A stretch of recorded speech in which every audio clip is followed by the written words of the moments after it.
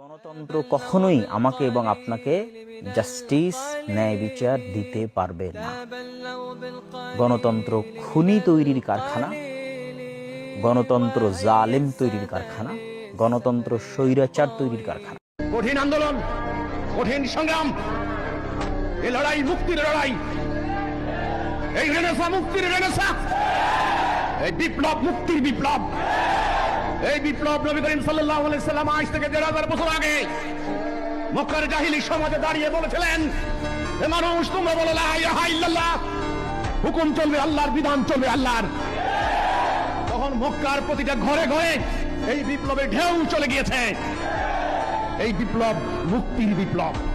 এই বিপ্লব ধর্মান্ধতার বিরুদ্ধে, কুমণ্ডকতার বিরুদ্ধে, শিরিক কুফরের বিরুদ্ধে, জাহিলিয়াতের বিরুদ্ধে, মানুষের তৈরি করা সমস্ত তন্ত্র মন্ত্রের বিরুদ্ধে। জানি না আপনারা এই ঘোষণা দিতে পারেন কিনা।